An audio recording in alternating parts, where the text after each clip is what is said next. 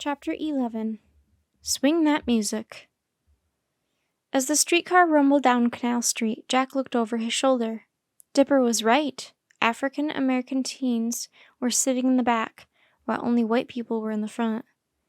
Jack hadn't even noticed it on their first streetcar ride. Jack's heart felt heavy. Why would anyone not want to sit next to someone just because they are a different color, he wondered. How could anyone ever be mean to Dipper? Dipper, who is gentle and friendly and kind. Dipper, who hears music everywhere. Jack listened to the click-clack of the streetcar rolling down the tracks. The sound had a good beat. Jack tapped his hand against his knee until the streetcar came to a stop. "Let's go," said Annie. Jack and Annie stood up. Canal Street was bright with lights. People were still selling things on the sidewalk. "What time is it, please?" Jack asked the conductor. 5 minutes after 9, boy," said the conductor. "Y'all better head for home." "We are," said Annie. Jack and Annie hopped off the streetcar and started to run. They ran to the bottom of Canal Street and crossed to the palm trees in the grove near the Mississippi River. In the dark, they found the rope ladder and scrambled up into the treehouse.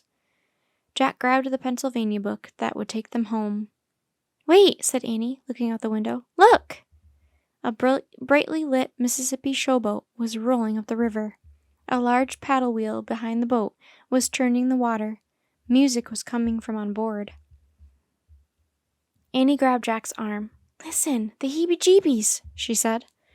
Jack listened. He could hear the trio singing, Little Mac, Happy, and Big Nose Sidney. But the best sound of all was the bright sound of a horn sailing through the New Orleans night. "It's Dipper," said Annie. "It's gotta be." "He caught the boat," said Jack, just in time. Jack and Annie listened to the joyful swinging sound of Dipper's music until the riverboat rolled out of sight. Jack heaved a happy sigh. Then he pointed at their Pennsylvania book. "I wish we could go home," he said. The wind began to blow. The treehouse started to spin. It spun faster and faster. Then everything was still. Absolutely still. Jack and Annie were wearing their own clothes again.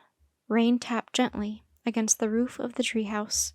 A cool breeze blew through the window. "We have to get home before Mom and Dad wake up," said Annie.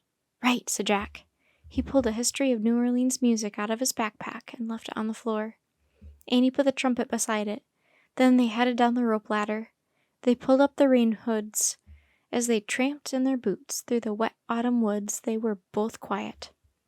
Finally, Annie said, "I feel good."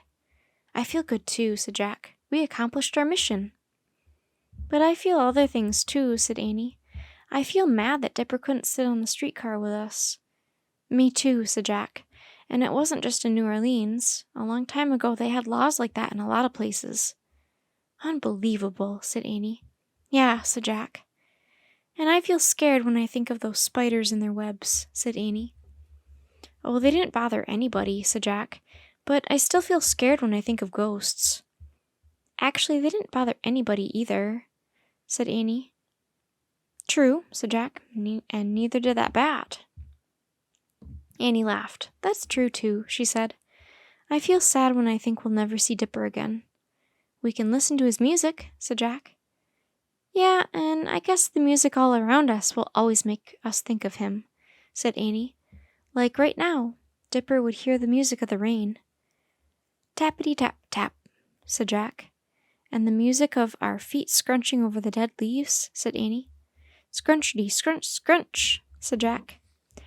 "Patty-pat-pat," sang Annie. "Skid-dat-dee-dat," sang Jack. "Skid-dat-dee-do," sang Annie. "Go, Mama, go!" shouted Jack. And the two of them ran out of the Frog Creek woods and up their street, heading for home. The end. Well, we did it, Halflings. We finished another Magic Treehouse Merlin Missions book. I hope you enjoyed it. If you did, please leave a like. And if you haven't already, this is just a reminder to subscribe to our channel to help support us. Until next time, be safe, be well, and look forward to starting another book with you soon. Take care, Halflings. Bye!